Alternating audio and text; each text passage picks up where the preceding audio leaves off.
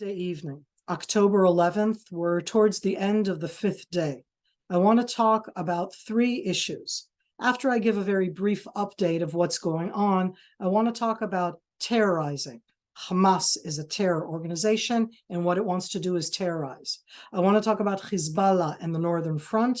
And last, I want to talk a bit about perception and that gap in perception between how we in Israel view the arrival, for example, of the U.S. naval carrier and how that's probably viewed both by the terrorists and by other people within the region. Let's start with a brief update on this day.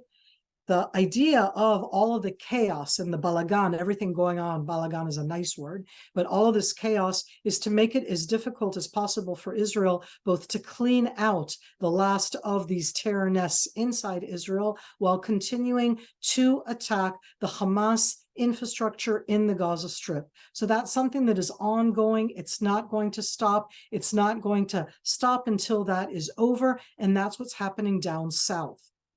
Up north, we have already seen a few more, both exchanges of fire, and as I like to call that, Hezbollah testing the water, trying out, poking here and there. Hezbollah wants to join, doesn't want to join. They're still trying to figure that out. Hamas and Hezbollah most definitely have some kind of coordination going on. This is something that we can understand in hindsight. No, we didn't know this before, but we're already into this event. They're firing some rockets. They're firing some anti-tank missiles. They're probably trying out to see what Israeli response is and what we can do with our capabilities. What are they doing when they're terrorizing?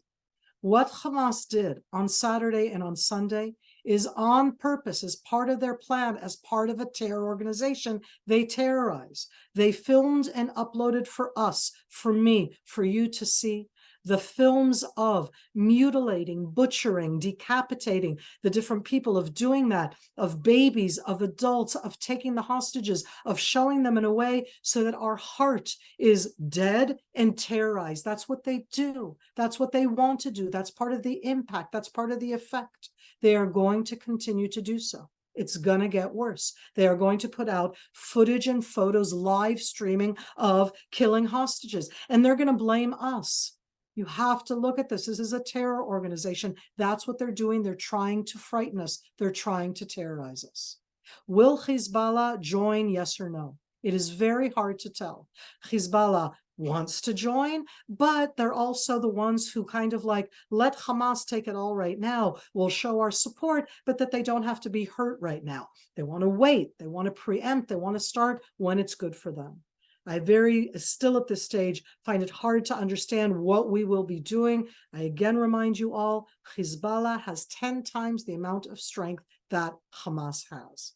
Last but not least, perceptions. Terrorism is all about perceptions. It's about they're trying to terrorize us and to make us feel less safe, that we really don't know what's going on, all of these different impacts and effects, and with so many visuals. That's what ISIS did. That's what Hamas is doing. That's what they're trying to continue to do.